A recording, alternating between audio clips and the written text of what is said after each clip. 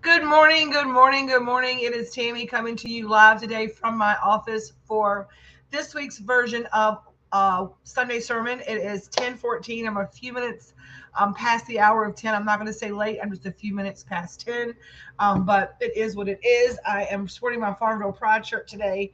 It is very comfortable, and I have on leggings and no makeup, and this is what Sunday looks like for me. And if you've been tuning in for years and years and years, you never know what you're going to get, and this is what it is today. I do have a bra on. There have been Sunday sermons when that was not the case because it is Sunday morning. But as you jump on here this morning, say hello and tell me where you're watching from today, and drop me a grateful fed in the comments. We are live today at a couple of different places than we usually are. So normally we're live just in our private VIP groups, our private pages for Hometown Hippie. But today I'm also live on my personal page. I'm live in the YouTube channel, and I'm live on our personal private hippie page. Sunday sermon is pretty much for the masses, not just for the Hometown Hippie crew. But the Hometown Hippie crew does come to church on Sunday mornings. This is where we come and kind of hang out and talk about all the things that are happening everywhere. Now, I know that it has been a long weekend for everybody. There's been a lot of stuff going on today. And I have actually tagged some folks. I'm hoping that we get some people on here watching. If you can do me a favor today, this is way more fun with friends.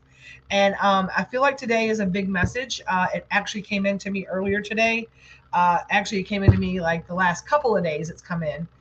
Good morning, Miss Selena. We missed you this weekend for sure. But we are glad that you got home and back here at the office this week, getting in the groove of things, and got to see your kiddos this weekend and hang out with the whole fam. Um, so hello, hello, hello. Good morning, good morning, good morning. I hope you'll tag some folks in the comments below. Give me some thumbs up, some hearts. It helps the feed find its way everywhere it needs to find its way. Good morning, good morning, good morning. Thank y'all so much for dropping those comments. When you drop those comments, it certainly helps other people find the live, because sometimes Facebook does hide me. But I want to talk today about the title is Manifesting the Life That You Desire. Manifesting the life that you deserve, that you want, all of the things. Hello, Norma Jean from Abilene. Good morning, good morning, good morning. Make sure that you're dropping us a grateful fed like Norma Jean is in the comments, saying hello like Miss Ashley Andrews has done and Miss Selena England Burns has done. Make sure you're dropping us a hi, how you doing, where you're watching from today. That is so appreciated. But Norma Jean messaged me this morning. Speaking of Miss Norma Jean from Abilene, she messaged me this morning. Says, "Yay, we finally made it! Mercury retrograde is done." So I'm very excited about that too, because let me tell y'all what, it has been. It has been an interesting couple of months around here. That's for sure and for certain. We are definitely figuring things out as we go. And when I sat down yet last night after we went, thank you, Selena. Hello, Miss Heather Johns from Toledo, Ohio, dropping the grateful fed in the comments. I appreciate y'all so much. Y'all, I just love this picture of Heather. I'll leave this up longer than I should, but that hat is dead sexy. Tell her in the comments how much you love that picture, because if you love it like I do, because I love that picture. That is like, I mean, that is everything. That picture to me is life when I see it from Heather. So I just love that picture. Um, so the last couple of months have been really interesting around here. I have really been in my feelings, and uh, it's interesting because things come full circle around, and you kind of got to figure out what you're doing. I love a good hat too, Heather. I definitely love a good hat too.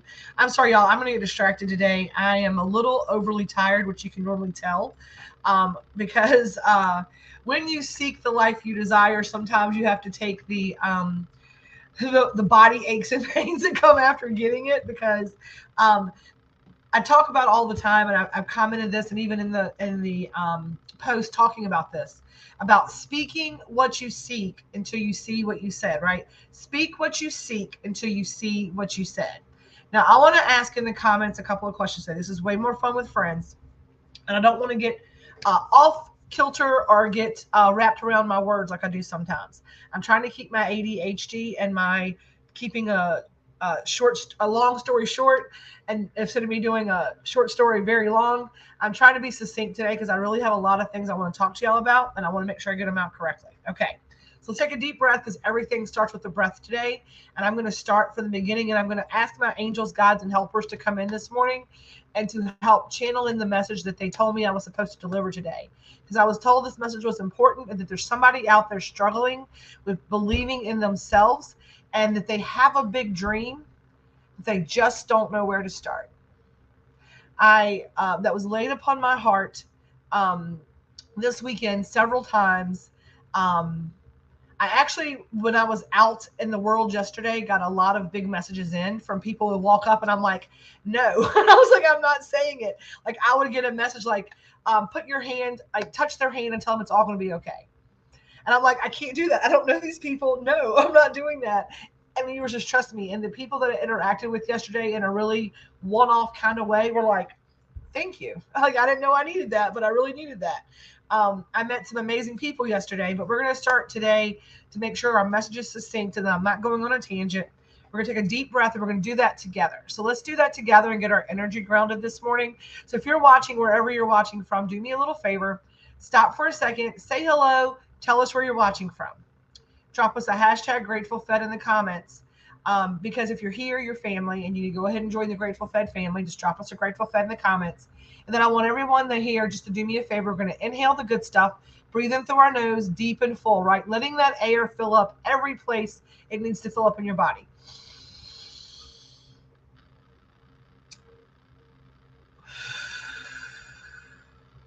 We're going to inhale through our noses. We're going to hold that for a minute. I want you to feel those big cleansing breaths. Kind of just take all the worry and anxiety and find those places in your body and let it grab it like a magnet. Right? And then on that exhale out, we're going to exhale. We say, inhale the good shit, exhale the bullshit, right? So we're going to inhale that good air, let it grab all the stuff that's not serving you, and then exhale it out with a big and get that out of you, right? If you're able to, put your feet on the ground, barefooted. If you can get on the dirt, even better, but at least on the floor. And just feel yourself sitting in your body today, okay? So we're taking a deep breath. I need to do that as well because whenever I channel, sometimes I don't know if I'm channeling or I'm just kind of getting, a universal like feeling. Hey, sister, but it's a lot coming in today, and I need to ground myself and center myself as well. Okay, so I'm gonna. For a lot of you have not heard this story, and so I always say, no matter what's happening in your world right now, right? I always say the universe, God did not bring you this far to just bring you this far. So if you're out there today and you are struggling and you're like, the world, it's just too much for me right now. This is happening, that is happening, this is happening. This is going to take me off my feet because there's a lot of people out in this world right now struggling. I want you to know it is not the thing that's going to do it, because if you're here and you're breathing, okay? I want you to take those big breaths, and if you can stop and give gratitude for 3 things every time you feel overwhelmed, I promise it'll bring you back into your body. Because today's message is about where your mind goes, your energy flows. And what you see is what you get, right? What you truly look for in your life is what you're going to see. Whether you can or you can't, you are exactly right. That's what today's message is going to be. So I want you to understand that you're going to walk away today, I hope, with some perspective on how to walk out in the world from here on out with the attitude of, yes, I can, watch me. Okay. Hello, everybody. Thank y'all so much for tuning in. Thank y'all so much for tuning in. So, for many of you who don't know me, who maybe don't know the story, you just kind of caught glimpses and pieces because there's a lot. I'm a whole lot, right? I'm a whole lot, and I get that. But I grew up here in rural Virginia. the daughter of a fifth generation restaurateur and probably a greater generational farmer's daughter, right? My dad was a dairy farmer. My mom was a stay-at-home mom or worked part-time jobs to be able to afford Christmas for years and years and years, working in delis and convenience stores and restaurants and whatever else called her fancy, selling Artex, which was like an old MLM or whatever it may have been. But around the age of 14 years old, my dad was a coach for the Little League. And my mom honestly worked the concession and said, I'll run the concession for the All-Star State Tournament here in Farmville. And she, come on in, Michael. This is not a discussion. This is about, this is what Sunday Sermon is about. This is about coming as a community and having some uplifting message for the day. So we'd love to have you stick around for that. Everyone's welcome. We'd love to have you. It's why I'm live where I'm live. She literally ran hamburgers and hot dogs at a concession stand and impressed people enough to have someone actually invest in opening her first restaurant that was hers with a partner. And that was the Hitchin Post. And the Hitchin Post was located where the old Fish and Pig is, right across from Hampton Sydney. I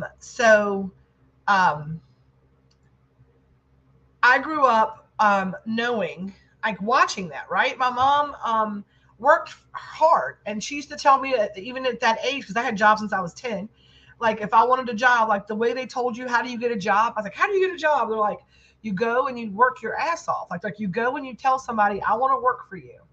And when they ask you how much you want to get paid, you tell them, I don't want to talk about pay. You pay me what you think my time is worth. That's how I was taught about having to go get a job, was you tell them I'm going to work for a week. And on Friday, when it's payday, you pay me what you think my time is worth. And we'll talk about it then. Like, you see what I can do. And I will show you that I am worth the investment. I don't even care. I'm not even going to talk about money. If you want to pay me $0 at the first week, then we can talk about it from there.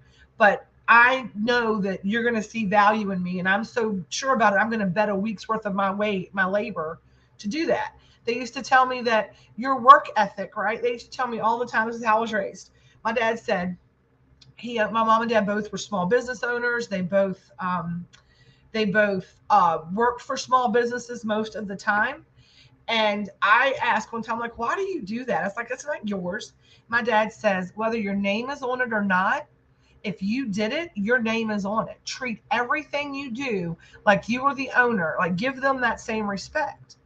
Like, would you want anybody to treat your car bad if they borrowed it? And I'm like, no. If somebody borrowed your car, Tammy, would you want them to drive it like you do or drive it like they stole it, right? And I was like, I want them to drive it and take care of it like I do.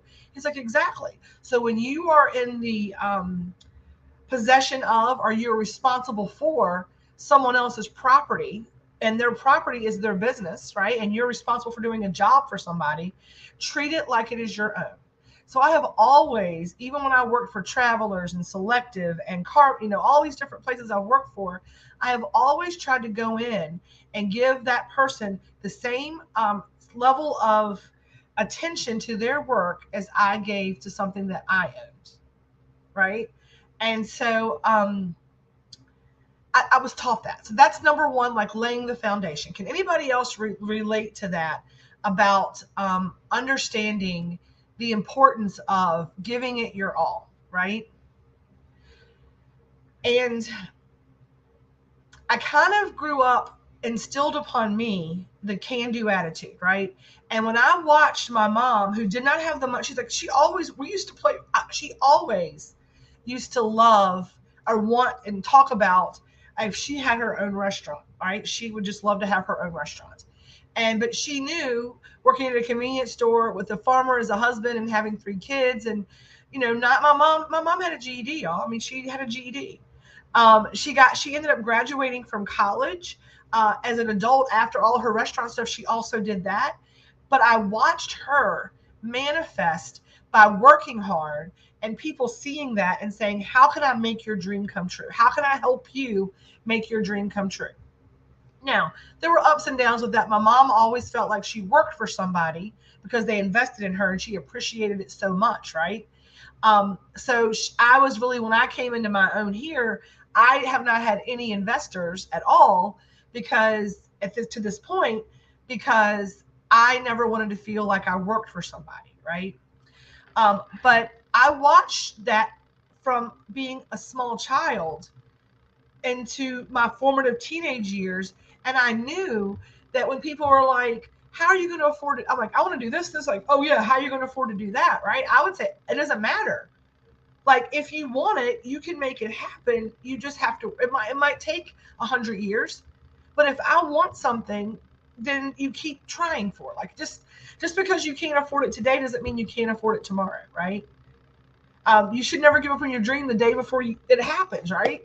And so I had that instilled upon me, and I understand that not everyone in the world is raised seeing that, right? Good morning, good morning, good morning. Now, going through life, ups and downs. I saw my mom struggle with mental health. I saw my mom struggle with self belief, right, when things didn't work out. But I 100% saw her manifest the life she wanted. And she had it. She may not have kept it all, right? She said growing up, all she ever wanted to do was get married, have babies, and have a family, and not split her family up and, let us be. I mean, and she literally stayed married. Her and my dad stayed married. I was in college before they got divorced. I mean, we probably were all grown, but she manifested all of those things. She could manifest everything, right? She was a powerful manifester. And each and every one of you watching me can also be a powerful manifester. It's truly, you cannot live in fear and step out in faith. So today's message is really truly about letting go of that fear and raising that doubt and saying, I'm going to release that doubt. It may not happen the way that it looks like for everybody else, or what I assume. But what I believe and I know in my heart that is mine will be mine, right? But so many people are Debbie Downers or or David Downers or whatever, however it goes, male or female, whatever, right? Um, because it's the woe is me. It's that it'll never happen for me. I can't do that. I can't do what you do. Yes, you can. Right? And this is the message today I put in here. Something is like, I can't do what you do. Like, I hear that all the time. Like, I don't know how you do what you do. I could never do what you do. You 100% can. And I want you, when you tell me I can't do something, every dream you have that is not being realized or not being actively sought, when you tell yourself every morning, I can't do this, I can't do that, I want you to stop that language, because stinking thinking and that language is important. I want you to right now in the comments tell me what's the last thing that you said you couldn't do. Share with me if you will, right? I can't do that. I want you to tell me the last thing that you replaced, the last thing that you said you couldn't do. What was the last thing that you said, I can't do that? Right? And I want you to replace that can't with won't.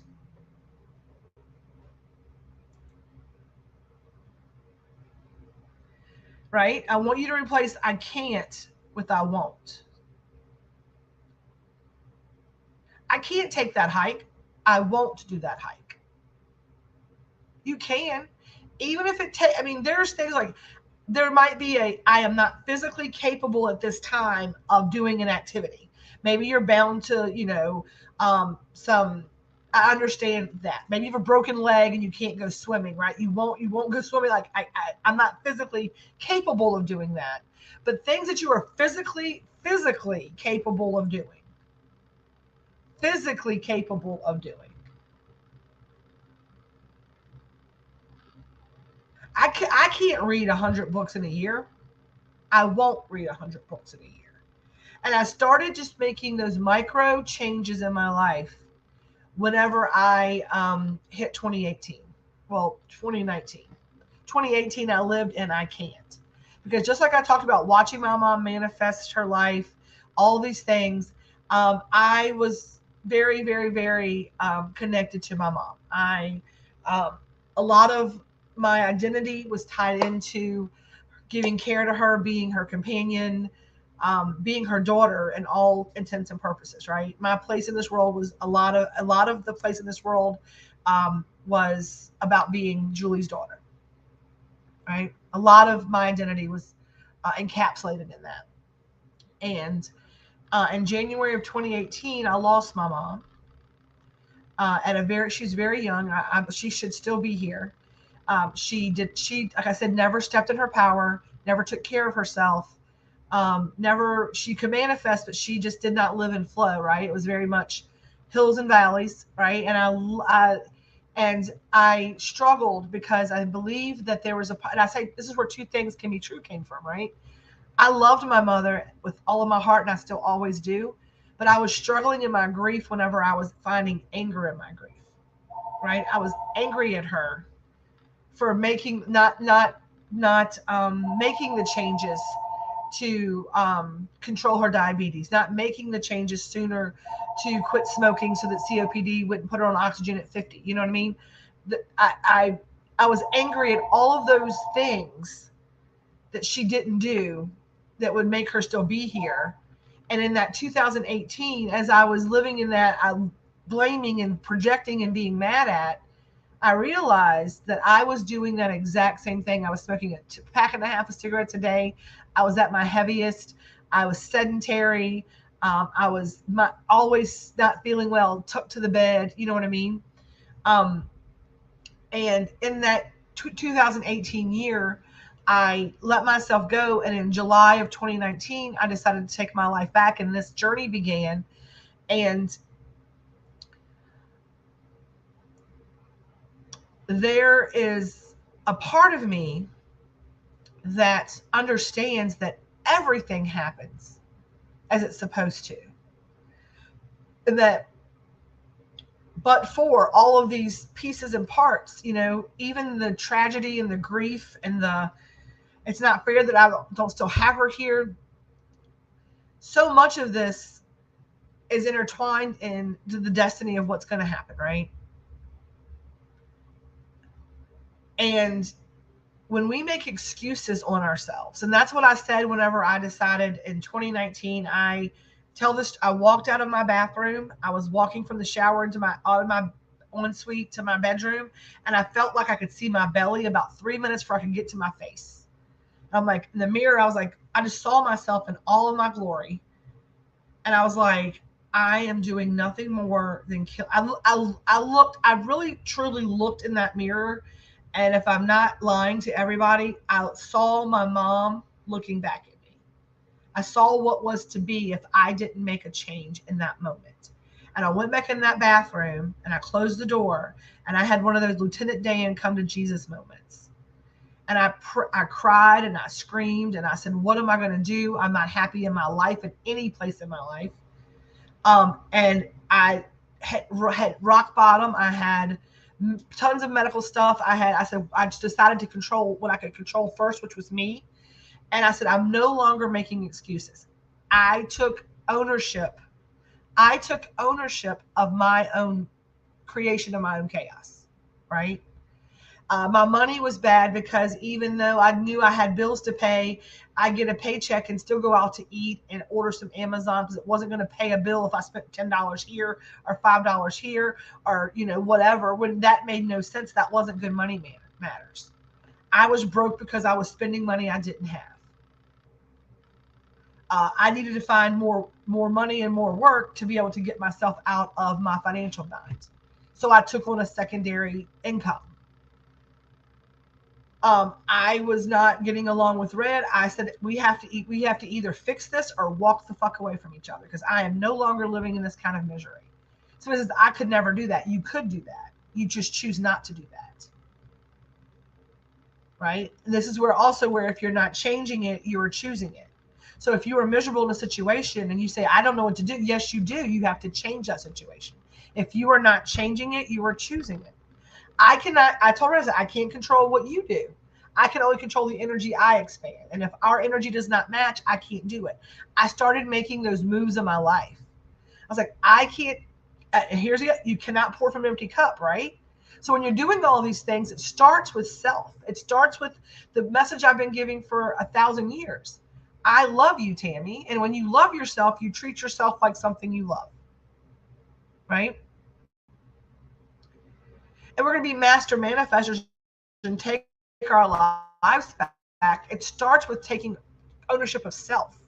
It starts with treating yourself like something you love and understanding that you have needs and desires and wants and passions and all the things. Um, and this I'm gonna read this. I'm trying not to get off topic today, and I get in the comments and I get lost in my sauce, but I'm gonna try because this looks important and I want to share it. That's what I did too. I started waking up, and instead of saying, "Oh, my foot hurts," yep, yep, I started walking because, oh, my fingers don't hurt. Started being grateful for the things I could do instead of becoming stuck in what I couldn't do. Exactly. That's when the manifestation came into place. Now I'm living my life by design, and it's a much better place to be. Yes. Take leadership in your life, 100%, right? Take ownership of it.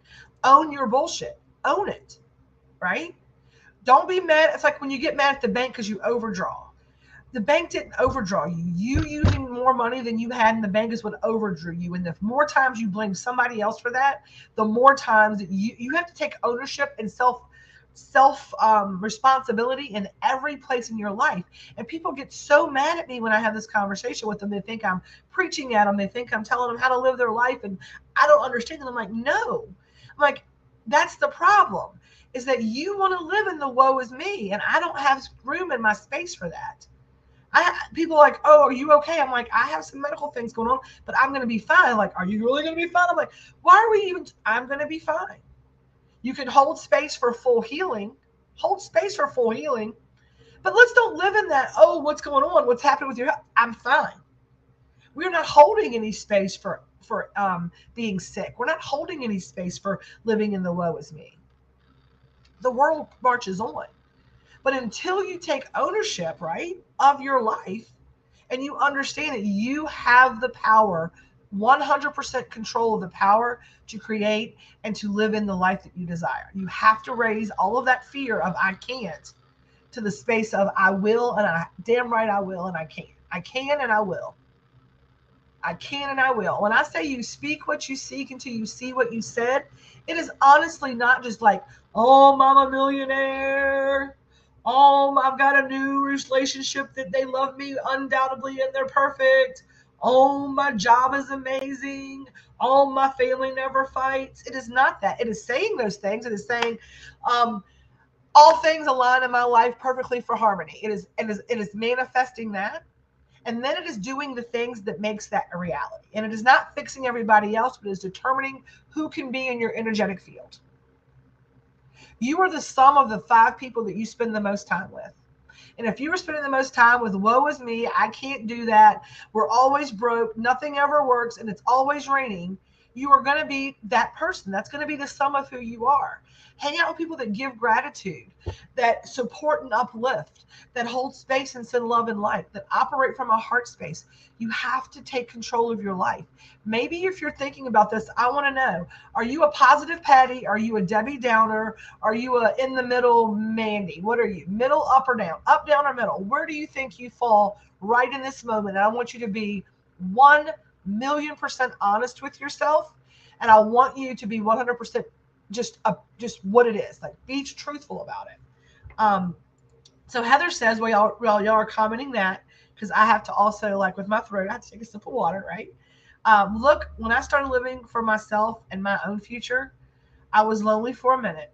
I began enjoying my own company and searched for like-minded people and found y'all. And it's all good. I can't take on the world with gentleness, ease. I can take on the world with gentleness, ease, and grace. I love that. Lisa says, yes.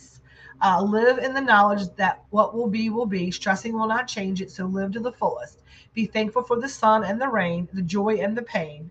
And you end up with much more joy in your life. Exactly. So I got some middles right here. Nobody else wants to answer that question. So I got a middle. Frankie, thank you very much for being honest,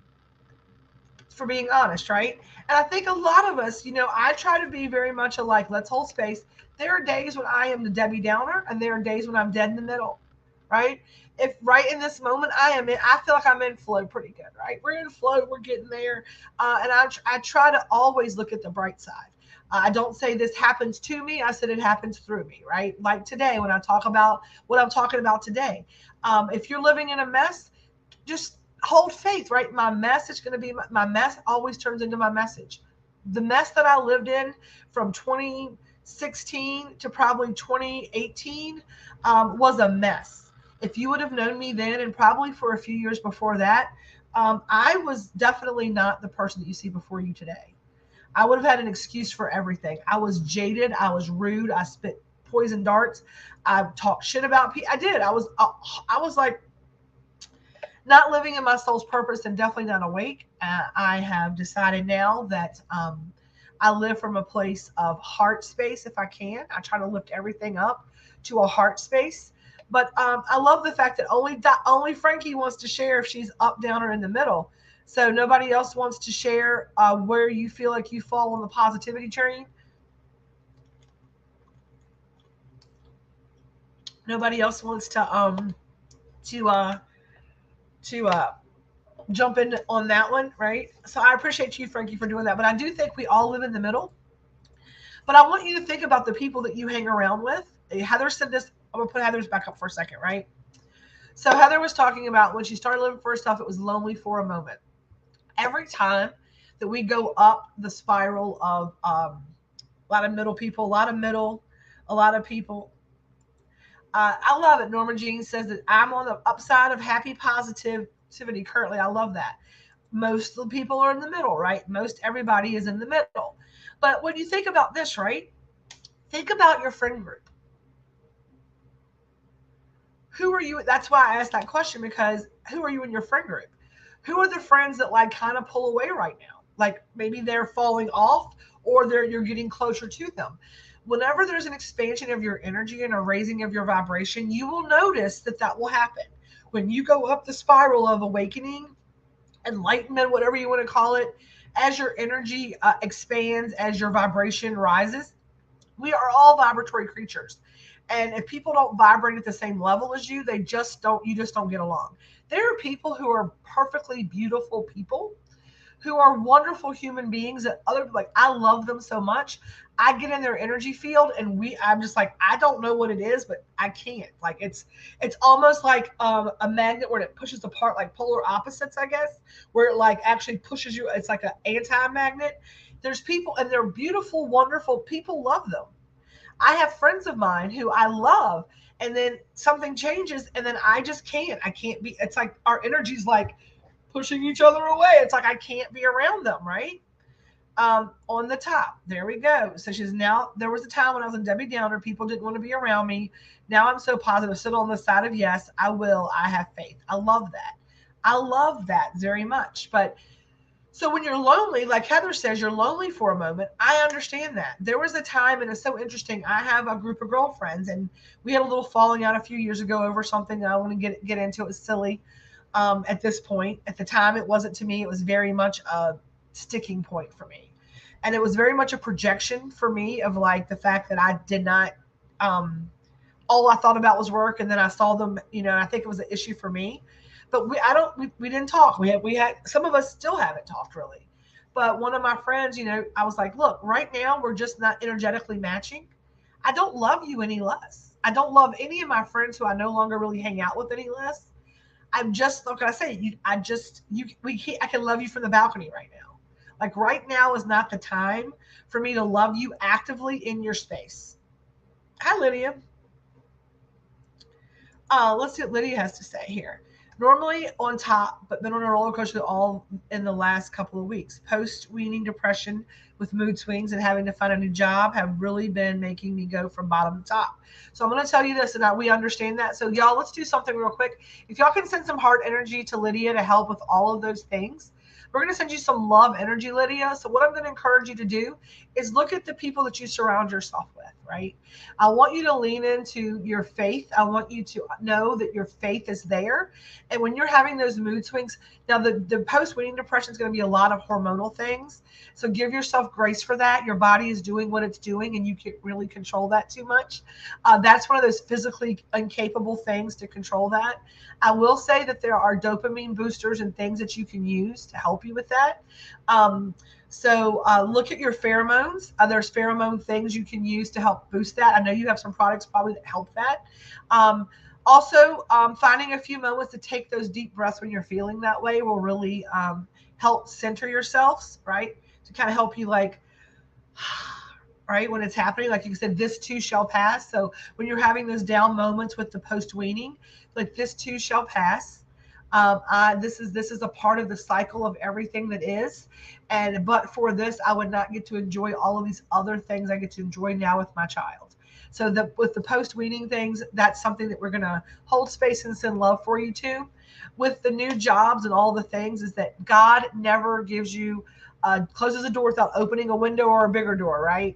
So when you have to find a new job, that is always a great opportunity to really lean into what it is you love to do. Now, I know that you're a great baker because I've seen your cakes. So if you really need something to do, come see me. I'm looking. So maybe you can make it work for you to do a little baking and not have to stress too much over it, right? Or come in and help out with some things. If you need something, see, you never know. But stand in faith, because I'm going to tell you right now that the way the world is changing, so are our opportunities to earn things, and there's a way to exchange energy. So that's what I want to say to Olivia. um, oh, that makes me very happy. I'm so happy right now. That's all thanks. It's all thanks to yourself. So don't give your power away. I don't control anybody's happiness. No one controls anybody's happiness. That's what today is about. You control that too. So when we talk about controlling or owning your bullshit, right? Owning your own role in your suffering, like we talked about earlier, like the bank's not overdrawing you, you are, right? Your job is awful, then you need to go actively try to find something else. Not bitch about your job, right? I want you to find the beautiful things in your job. What made you take that job, right? What are the things that you are grateful for about your job? And I want you to reframe if you're looking for work and you are in a place right now where your work's not working, and I'm getting this all in, so just this is what it is. We're going to talk today.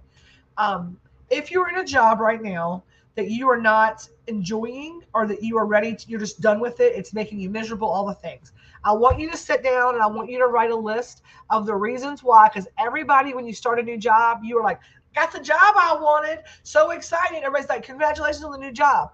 I want you to go back to that moment, and I want you to remember what it was you were excited about, why you applied to that job, what are the things that are about that job you like.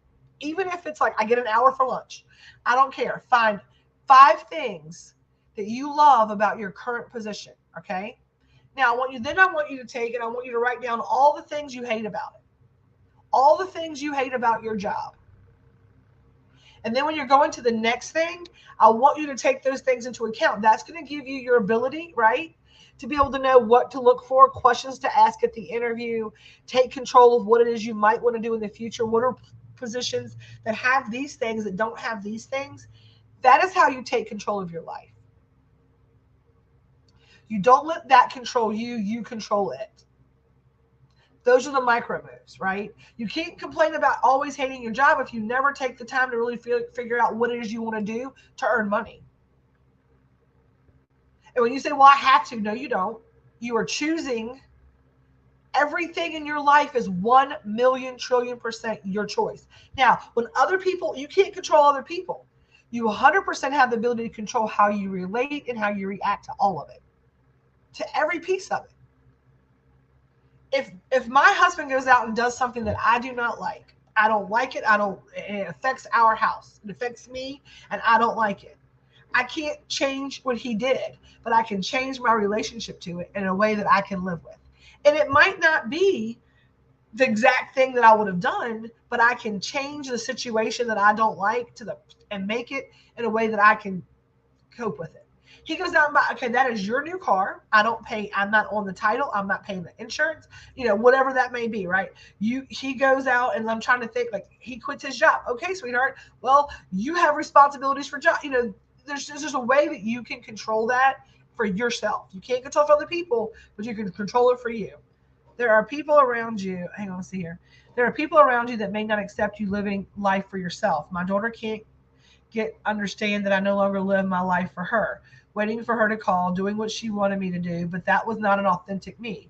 I need to live for me. Lisa, I'm not Dottie's daughter or Maria's mother. I'm Lisa. I had a mother named Dottie and I have a daughter named, exactly. You are not that. You are Dottie, and those things are part of who what you do, just like every single person here.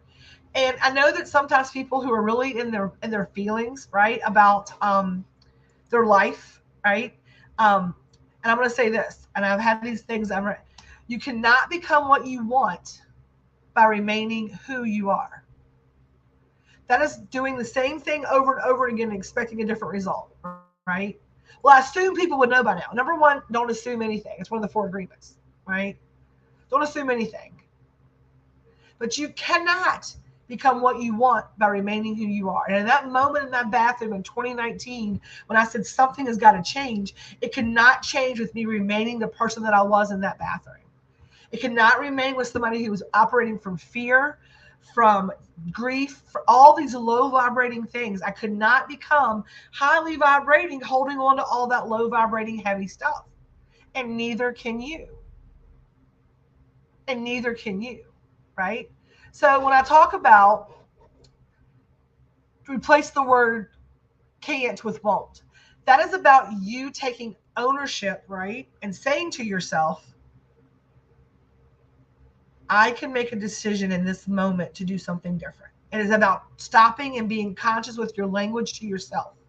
It is about, I am powerful. I can do this, right? It's about changing your language. Now, the next thing, you cannot become who you want by remaining who you are. It is realizing then through that changing of language that you are also changing through those million little micro moves.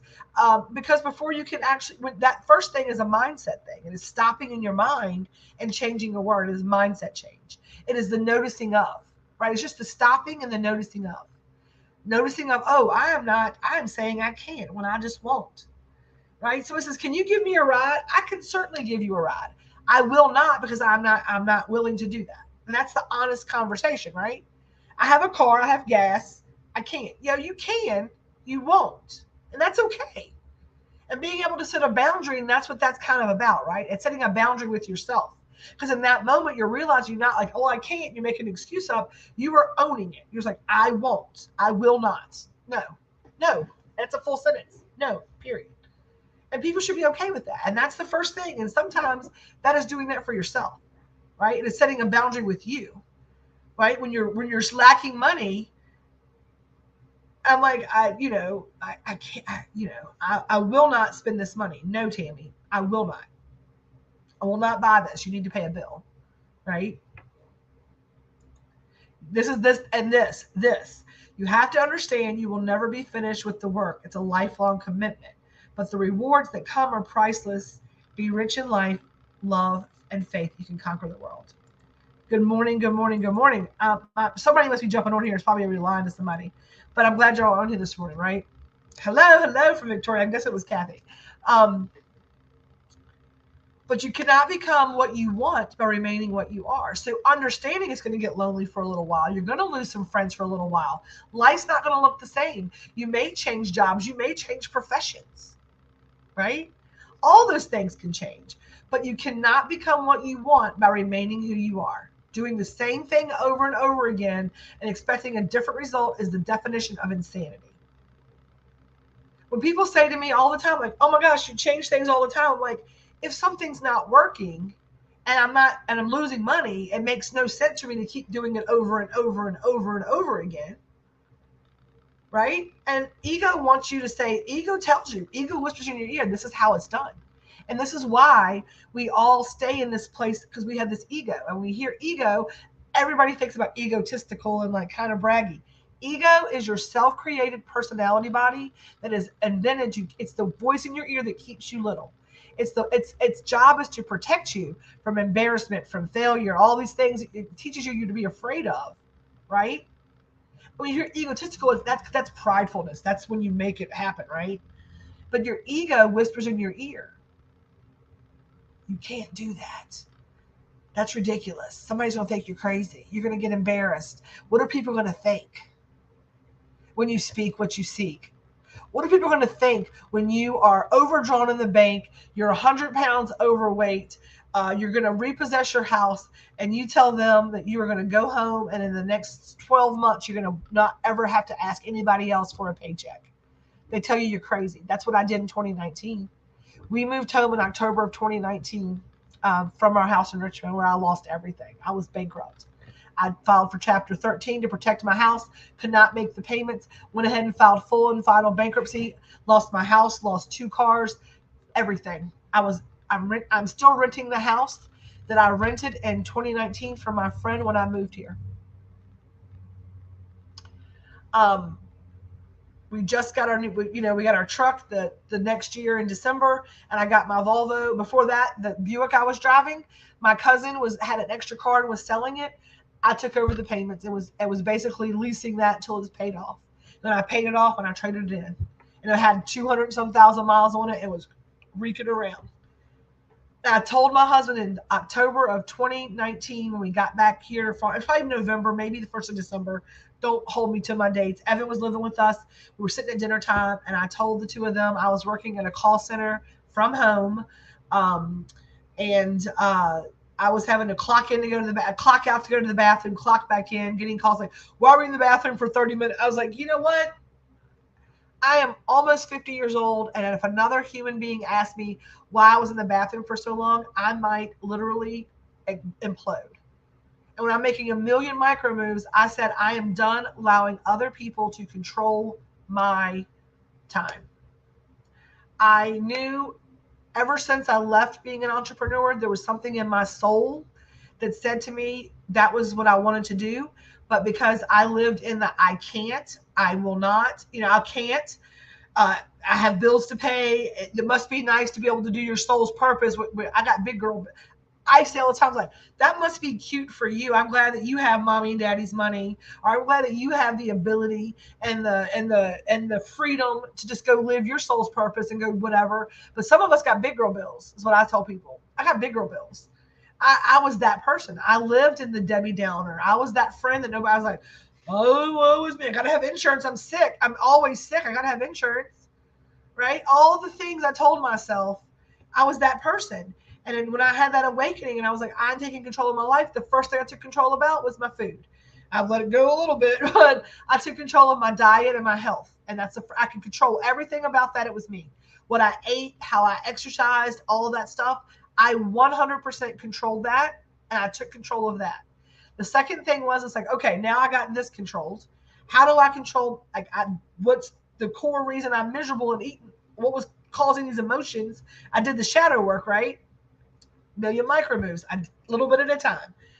Then I was like, oh, I hate the work. And I did my list. The reasons I was happy for it. And I realized the only reasons I took that job is because I needed the money. It was no other reason. I was not happy to do it. I was kind of pissed that I had to do it. There was no joy in the job, right? It was just, I needed the money. And so then I said, well, if I just need money, what can I do just to have money? There's no joy here, right? Is there security? Is there this? Is there that? It was like health insurance and money. That was the only reasons I had that job.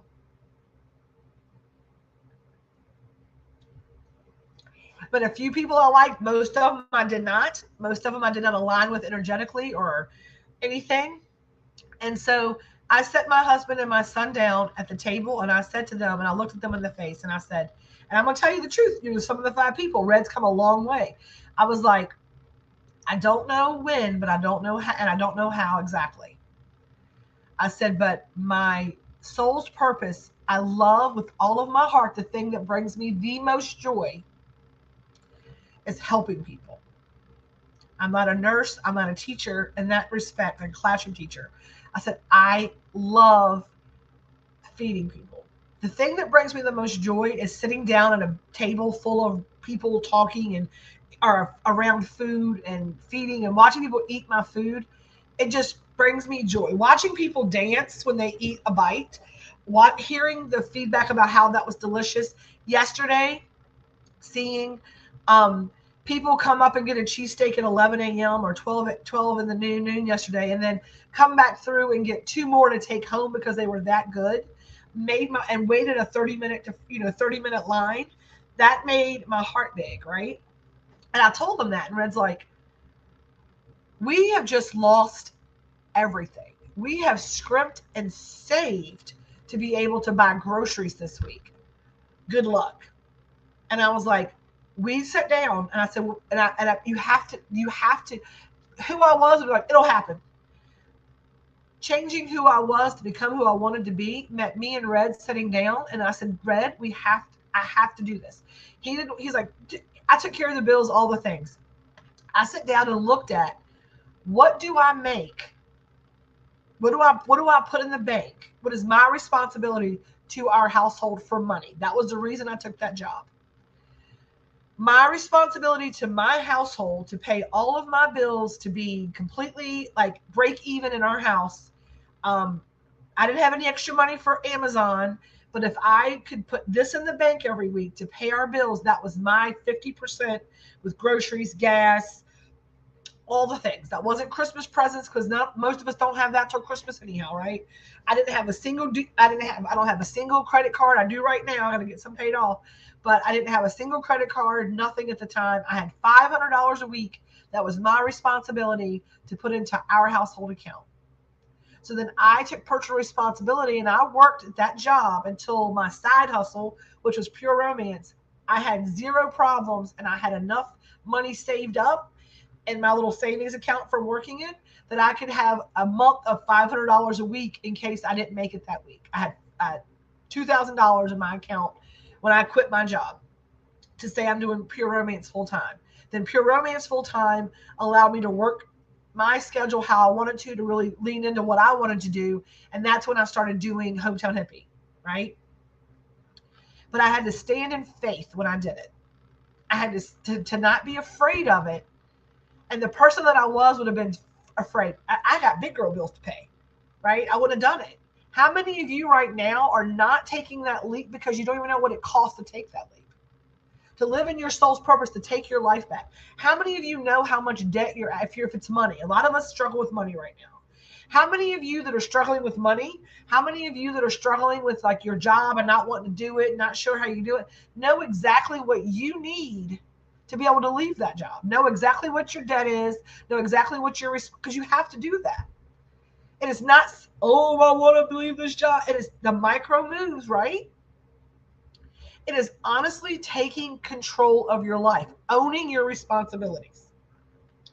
If they're calling you from the 800 numbers and you're just hitting the delete on your phone, answer the fucking phone. Pardon my language, y'all. Answer the phone. Hi, yes, I understand I owe you money. How much do I owe you? How can we work this out? Right now, I'm trying to figure out a plan to get out of this debt, and I just need to know what I owe you and a good number that I can call you back on to kind of make a good payment plan that I can honestly get you paid back in. Talk to the people. Ignoring it and running from it doesn't save it. If you sit down tonight and you're hating your job and you're looking at the things, maybe you see the core reason is just one thing. And maybe it seems bigger than it is. And if you really say, hey, I love 100 things about this job, this is the one sticking point. Then you can work on journaling through why that's a sticking point for you. What are some problems you can solve to make that go away? Because I'm guaranteeing you're not the only person probably seeing that if it's a miserable thing, right? Frankie, are you like high-fiving me, or are you like raising your hand to ask a question? Because you got something to say, girl, put it in the comments. We talk about it. If it's, whatever, if it's the fact that you are constantly on, like me, my biggest thing that I keep kind of in a cycle with is trying to regain my health when there's all this delicious food around, right? It is sitting down and like maybe doing a full food journal, knowing what it is you weigh, knowing why, and doing the work to figure out what your blood type is to help you live the most healthy. You're choosing better options. We all know there's better options to choose out there when we're struggling with our weight. We all know what to do. If we don't know what to do, then ask, because somebody knows what to do. There's a million people on the internet right now like, come see me, I can help you lose weight. And there's a lot of them out there, right? But it all comes down to you deciding that you cannot become what you want by remaining who you are. You know damn good and well you cannot become Cindy Crawford eating at McDonald's 4 times a day. Let's just be honest. And 2 things can be true. High five. Okay, got you, girls. Like, high five back to you, right? Now, I was, ready for this today. And then we talk about this right here, right? Speak what you seek until you see what you said.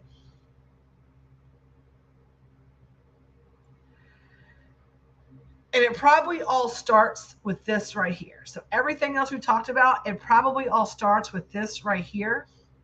Because until you can get clear about what it is that you seek, and so many of you struggle with knowing what it is that you want because you're so afraid to spend 5 minutes alone in the quiet. You're so afraid to pick up that pen and get in that journal like I've been asking you to do and encouraging you to do, not even asking you, just letting you know, like, that's a great tool. When we do the Sunday sermon card, which you're going to do here in a second, let me go ahead and pull the cards down now and get them all blessed in my hand, right? Because if you're going on a trip, how the hell do you know how to get there if you don't know where you're going, right? If you're I'm going on vacation, well, when are you leaving? How are you going to get there? What's the route you're taking? Until you just decide where the hell vacation is, you can't, none of that makes sense, right? How do you know what the things that are blocking your blessing is? How do you know all these things, right? How do you know? So what I'm going to ask you to do is get clear. We clear the clutter, right? Get clear today. Get yourself in a place where you know what it is that you want. Maybe it is making that list about your job. Maybe it's, I want a job with this. It is taking those times. You're blessed that Red was willing to change too. My husband was fine living paycheck to paycheck. That's when I left my 30-year marriage. I now have a credit rating in the high 700s with no debt. I live in a brand new home by the beach that we own. It can be done, but you have to take the jump. Yes. And it wasn't always that way, Lisa.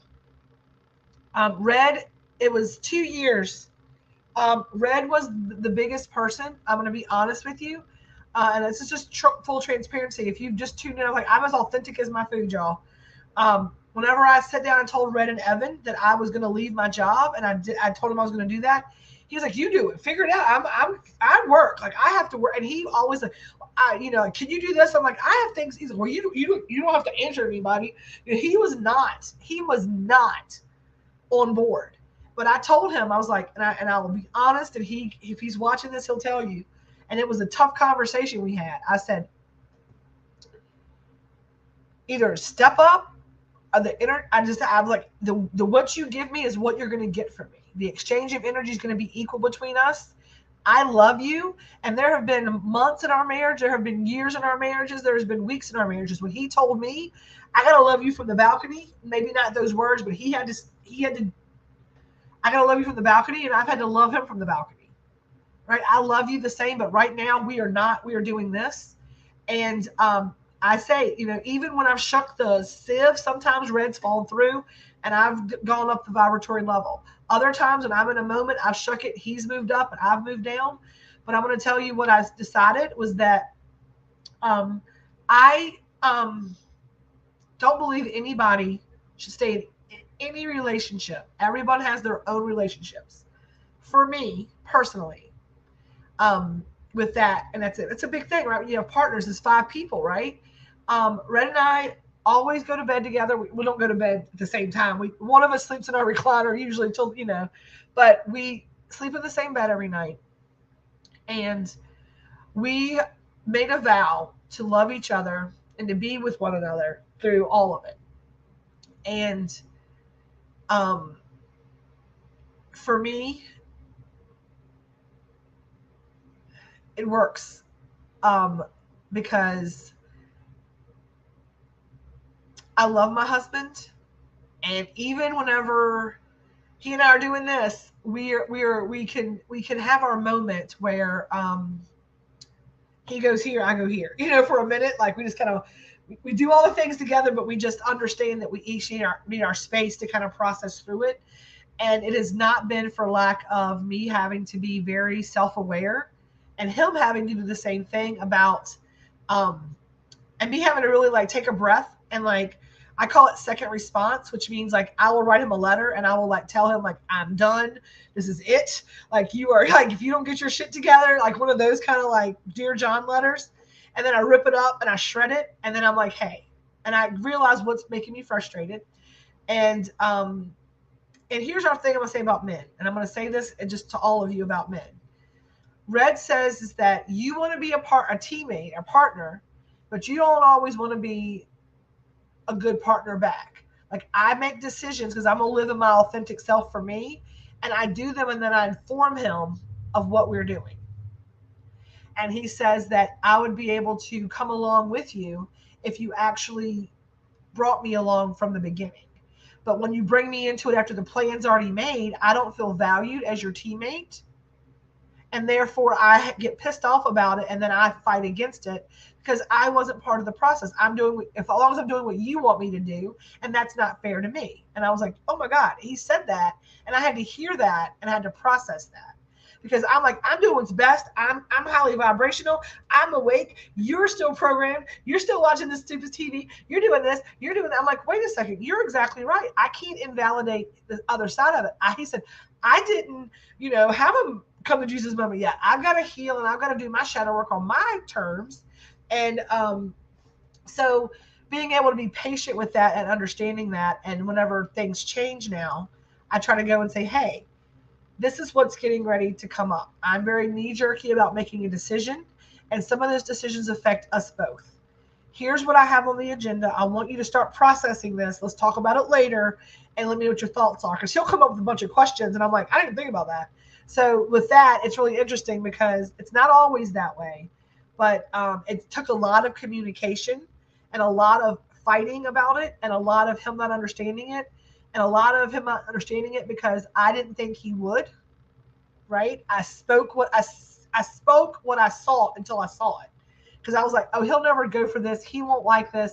I'm going to do is go piss him off, and I would speak that. I would manifest that animosity into our relationship. Like I would make decisions going, better to ask for forgiveness than permission. And all he said was, had I known about it from jump and we would have talked about it, I would have been cool with this. But you did not give me, you just assumed that I would not be okay with it. So you went around it in a way that I didn't love. And so that's why, and he can stress me out sometimes. Sometimes I ask myself, like when I'm having a really stressful day, and Red is, sometimes he'll be like, well, you shouldn't have done that. That daddy husband preachy stuff.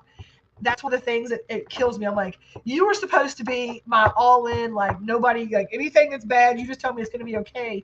And to be honest, he's probably I tell him all the time, I'm like, where I live in outer space, like we talk about, are you on the upside, the downside, or in the middle? I feel like Red stands firmly on the ground, right? And he's definitely sometimes on this side, like a little pessimistic sometimes. And I'm trying to work with that for him, but that's very much a programmable, like bringing up thing for him. Like that's his MO, is to go no and then figure it out. Where I say yes and then like have to dial it back and figure it out. So we're trying to find that balance. But sometimes I tell him all the time, I'm like, you are my anchor to the ground sometimes. Like some of my ideas are huge and you can get me to the ground. And then some of your ideas, you are so afraid of. Like I try to breathe air and try to raise his vibration by raising and giving life to some of his dreams that he always kind of gets down on himself about. And he's like, and kind of like me watching my mom do it. That's what I'm going to tell y'all, right? That's what I'm going to tell you. It's like the message just rounded itself out. Thank you, Lisa. Is this. The way that we talk about the power of one and changing our life and speak what you seek till you see what you said in the world is it starts with yourself. And you can't go out and change the world we say you can go out every day and change the world for one other person. You can go out every single day and you cannot change the world by waving your Leviosa, right? Yes. Yes. And that so is Red, right? I'm going to tell you how you fix it, Lisa. And you're doing it. You're doing it every day. And the reason that Red's coming around like he's coming around, right? When you pour into yourself, you cannot pour from a cup, right? When you pour into yourself, it makes you a better mom, a better daughter, a better wife, a better husband, a better brother, a better partner, a better whatever, right? A better worker, a better friend, a better everything, because you've raised your vibration. It just makes your light shine brighter, right? Your light just shines brighter. And when I talk about going out and every day being the change for one other human being, sometimes that does not mean that you have to go out and physically interact with one other human being to be able to be in their energy. It means that every time that your light shines bright, you light up the world. And if your light shines, it's going to be, you're the sum of the 5 people. The more lights that are shining, the more people that we're raising the vibration of. right? Imagine like a horizon, like coverage map, full whites. That's what we're trying to do. So that's what I did. Like my mom showed me as a kid from day one that if you work hard and you believe in yourself, my mom never doubted her ability to be to do this, to run a restaurant and to make food and to make people happy and to be the best place to eat. She never doubted her ability to do that, and she never faltered in that. She doubted her ability to be a wife. She doubted her ability to, for other things, but she never didn't. And, she could do it, and she did it. And I watched her do it. I also watched her depression put her into her deathbed. And I've watched so many of you suffer with depression and bipolar and all the things, the fibromyalgia, the chronic pain, the arthritis, the MS, the high blood pressure, all the things that the world we suffer from, right? Loss and heartache and grief and money and all the things. But I'm going to tell you right now, it's not the setback, it's the comeback. And the brighter your light shines, the brighter the world is, because it's contagious, y'all. People say people hate for no reason. Go out and love for no reason. Go out and give back to the people. I don't mean you have to give physical things. Just send love if you've got it. And if you don't have it, then send love internal, right? Hold love close before you can send it out. Show up to heart space meditation. Make the actual changes. You cannot become who you want remaining who you are, right? You cannot become who you want remaining who you are. You cannot, you can remove the word can't, replace it with won't, and understand you cannot become what you want remaining who you are, and then speak what you seek till you see what you said. Go out and make those micro moves. I'm gonna give you one more thing, and I know I end with this a lot of times. I'm gonna share it on my screen today, and I'm watching a friend sink deeper into a hole of depression. Yep, but she's not ready for help, so I'm there for her. And that's one of those people and I don't want you to go. And I'm gonna tell you this: don't crawl in the mud, you get dirty. Because if your light's shining, you have to hold your space, and those people that are never gonna hear it. You just like a phoenix. I love this. I'm rising from the ashes. And Elizabeth Clark, I'll use it for her. Sometimes Elizabeth we call it getting on Elizabeth's bullshit sometimes, right? We have our ups and downs, and she's been doing beautifully lately. But sometimes Elizabeth, we love her, and we talked about it last week. She's on the balcony sometimes. She pulls away from us. We don't go we can't. People are only going to accept what you give them. We all have free will. Just like we have to own our own bullshit, we have to own our own joy. It's nobody's responsibility to make you happy but you. You seek out the things that bring you joy. You seek out the things that make you happy. That is your personal responsibility. And so many times people come into a spiritual kind of awakening, even into churches, and they want Jesus to fix it all. I'm not saying Jesus can't, but guess what you have to do in that church? You have to open up your heart. You can't ask Jesus into your heart, go to the altar, and then just not change anything. Just go say, okay, put some hands on it, make it better. It don't work like that. It does not work like that. It works because you go out and you make choices and you make decisions and you actively allow to operate from a heart space versus a fear space. That low vibrating bullshit, right? Get that out of the way. Flip it, change your perspective. If you can't be happy, at least be grateful, right? That's what I tell people. If you're going from miserable and you can't go to happy, you can go to grateful. If you have a miserable, like Elizabeth, if you have a headache, be glad that your back's not hurting. If your back hurts, be glad your arm's not hurting. If it's raining outside, be glad that we have water for the trees. If it's sunny outside, be glad that you can go get some vitamin D on your skin. There's always, always, always, and I always say this, I start when I do my gratitudes. I do this. I'm like,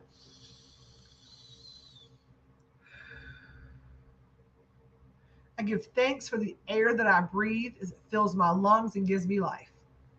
I'm thankful for the water that I have to drink, because there are people in this world that can't take a deep breath because the air quality is too bad, that are scared to drink their water because who knows what the hell's going in it. There's always, always, it's perspective. When you ask why me, say why not me, right? So I want you to go out this week, and I want you to be clear about what it is that you want out of this life. We're going to do our crystal card, then we're all done for the day. I do want to share this, and I do this. I'm going to put this on the screen. I forgot this, and then we're going to read this.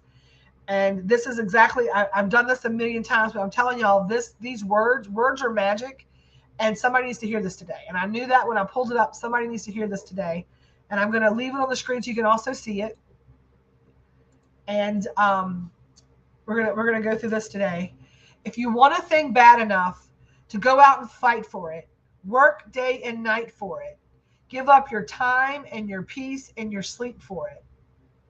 If only desire of it makes you quite mad enough to never tire of it, makes you hold all things tawdry and cheap for it. If life seems all empty and useless without it, and all that you scheme and you dream is about it, if gladly you sweat for it, fret for it, plan for it, lose all terror of God or man for it, if you'll simply go after that thing that you want with all your capacity, strength and sagacity, faith, hope and confidence, and stern pertinacity, if neither cold poverty, famished or gaunt, nor sickness nor pain of body or brain can turn you away from that thing that you want, if dogged and grim and besiege and beset it, you'll get it. And I don't mean that in regards to a car. I don't mean that in regards to a house. I mean that just for your own healing. If you want the life that you want, if you want to be happy, if you want to be abundant, if you want to be steadfast and love the work that you do, if you want to feel secure, respected, and cared for, you will get it. But you have to define what it looks like to you. Don't look at what's on Instagram. Don't look at the house that's on Instagram or the girl's size on Instagram.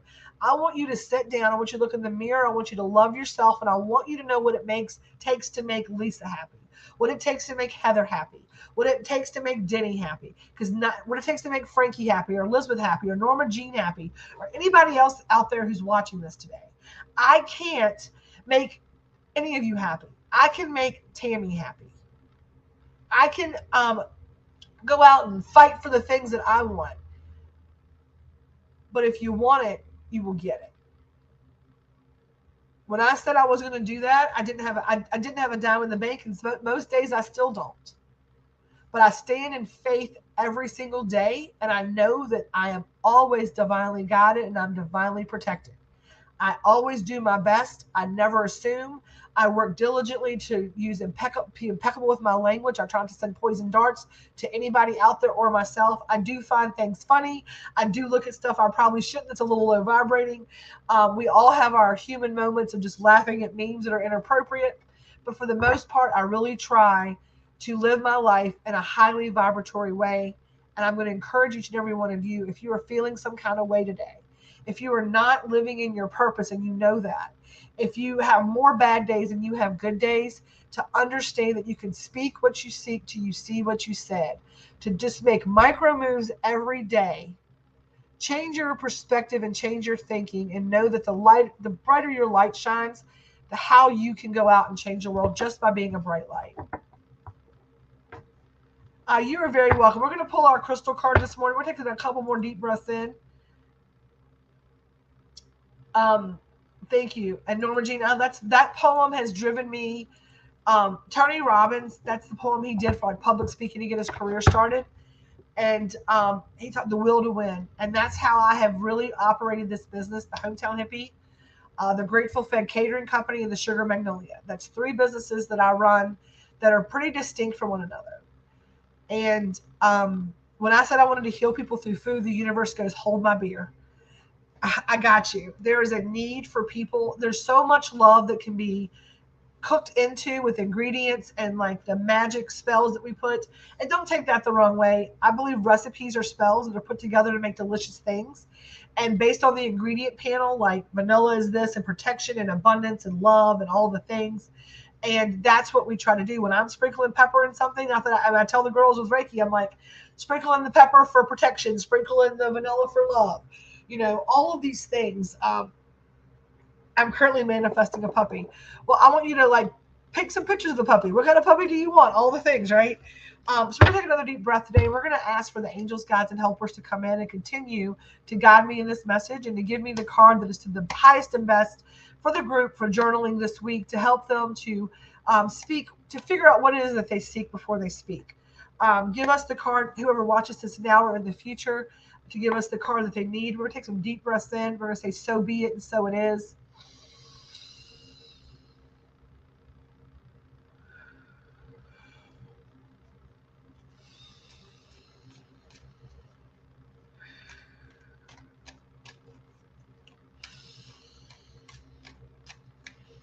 We're gonna 11 times. There's 11 people watching. We're gonna shuffle 11 times. 1, 2, 3, 4, 5, 6, 7, 8, 9, 10, 11. And it flipped over in my hand. Ocean Jasper. Another one that I'm like, okay, universe, I see you. It says Ocean Jasper, which I have some on there. I'm gonna go pull it in my office. It says schedule yourself in, right? So that's an important part, right? Ocean Jasper says schedule yourself in. Because I have a feeling like you, like myself, right? So many times we hear these messages, but then we don't, like, when do I have time to figure out what it is that I want? When do I have time to write this list, Tammy? I'm so busy trying to keep my head above water. I don't have time to figure out what it is that I want. I said all those things. That's why I know you're saying that in your head, right? So Ocean Jasper reminds us to schedule ourselves in, and it says, there's always time for me time. It's okay to make yourself a priority. If you don't take care of yourself, it's hard to be available to care for others in an effective and healthy way. Schedule a little time every day to ensure that you are nurturing and nourishing yourself properly. Take a break and treat yourself in some small way. You've earned it. If your day is so full that you can't schedule 5 minutes, then schedule 10. Self-care is not selfish. It's absolutely necessary in order to be the best version of yourself. Did I not say that earlier in the message? That is the takeaway today. Find some time for yourself. Grab yourself some Ocean Jasper this week. Find some me time. Do something for yourself, right? Sit down and make that list. Sit down and say, I am reclaiming my life today. Have your July 2019 moment when you say, okay, I have to figure out how to take control of my life, and this is how I'm going to do it. Core questions this week. What do you do for yourself? Do you put yourself last on the to-do list? How can you make yourself more of a priority? And then our crystal affirmation this week is affirm. I care for myself because I am important. I love that. I care for myself because I am important. Today, make a commitment to schedule time for yourself. I love Ocean Jasper. That's a really great card for this week. Go out this week, make time for yourself. We are going to be doing mom meals on Monday night. We have chili tomorrow night. We're going to do a salad with that and some corn muffins and some fixins. And then we're also going to do soup and salad again on Wednesday night, but this time we're doing chicken and dumplings. So we're going to do chicken and dumplings and a salad on Wednesday night, and some fun desserts, some fall-inspired desserts. And then Monday night, we're doing chili, salad, and cornbread. And I love that. I care for myself because I am important. I love to see that affirmed in the comments. Coffee and water today. That's what I'm drinking today. I care for myself because I'm important. You be blessed as well, my darling. So mom meals this week. On Monday, take-home meals, which are both take-home meals if you're local. On Wednesday, this Saturday, we're going to have 2 events off-site. We're going to be at the farmer's market with the Sugar Magnolia from like 9 to 1, 9 to noon, something like that, whatever time it closes down. And then we're going to be at the Franklin Grant Memorial Golf Tournament doing lunch and dinner over there, off-site catering, a charitable function. We're really excited about that. Like I used to tell my grandma, I wish I could send food through the phone. Yes, I wish I could do that as well, but I cannot do that yet. I don't think we'll ever be able to do that, but you never know these days. So we are going to be out and about. We're going to do dinners those weeks. I'm not sure the truck's going to be open here this week. We have not made that final decision yet. Grace is off some this week for her family. She got family in town and she's going to the beach. And then we have 2 catering jobs and all kinds of things going on. So I love that I am important. I make myself a priority starting now. I love it. I love it. I love it. So on that note, y'all, we are going to say goodbye this morning. I have some things I need to do, including figuring out what I need as far as getting an order in for my weekly food order and seeing where things are everywhere. So as we always love to end our lives, we're going to end our live today with a little peace, a little love, and a little feast. And as always, stay elevated. One more thing, if you're hometown hippie, the festival trio and the baseball bat ends tonight, I believe. So get your orders in. So everyone who places an order through midnight tonight is entered to win a free quarter-hour consultation. So get your order in with one of those, either the festival trio or the baseball bat, and you'll win a quarter-hour consultation from the Hometown Hippie this week. We're going to do a drawing on Wednesday night. We're going to run our contest from Wednesday or Thursday through Sunday each week, and we got some fun stuff coming up next week as well. So, like I said, a little peace, a little love, and a little feast. And as always, y'all, stay elevated. And I will see you on Wednesday night live for What's Up Wednesday about 7 o'clock. See you later.